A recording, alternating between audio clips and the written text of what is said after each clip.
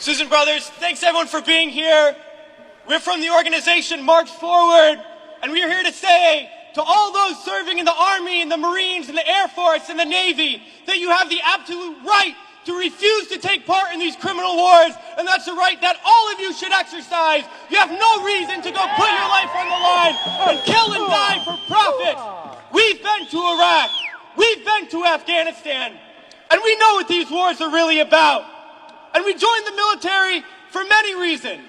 Because we need a college education, because we need a job, because we need health care.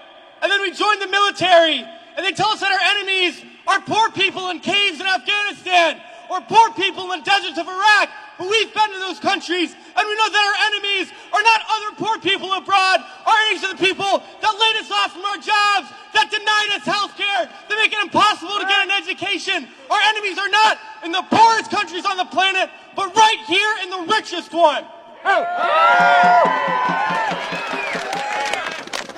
Now these wars, the occupations of Iraq and Afghanistan alone, are costing over $700 million every single day. This is a crime.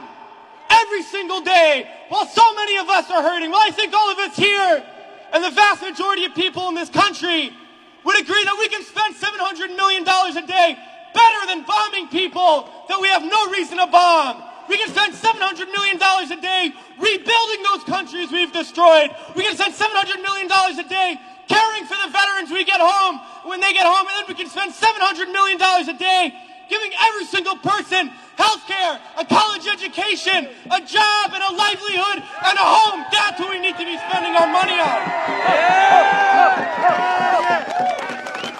But this government is not going to do that. They're not going to use the money in that way. They're not going to end the wars. And they're not going to do it because it's not our government. It's their government. It's the government of the rich. It's the government of Wall Street, of the oil giants, of the defense contractors. It's their government, and the only language that they understand is shutting down business as usual. And that's what we're doing here today, and we're going to continue to do until these wars are over.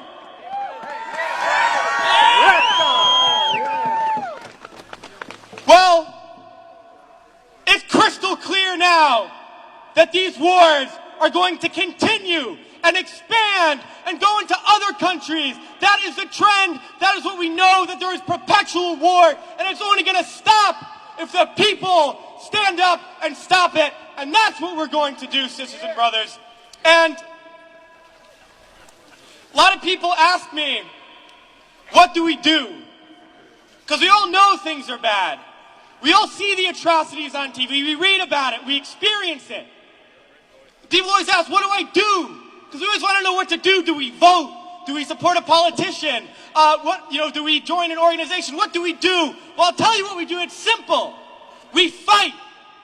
We fight and we fight and we fight, and we shut down our workplaces. We shut down our schools. We shut down the streets. We shut down business as usual, and we fight until we force the people in there to do what the people out here want. Because that's how we're going to get around, and we're going to fight until there's not one more bomb drop, not one more bullet fired, not one more soldier coming home in a wheelchair, not one more family slaughtered, not one more day of U.S. imperialism. So let's fight to make that happen. We can do it today, and then the days ahead, we have to fight to end these wars and create a better world, sisters and brothers. So join us in that fight. Thanks.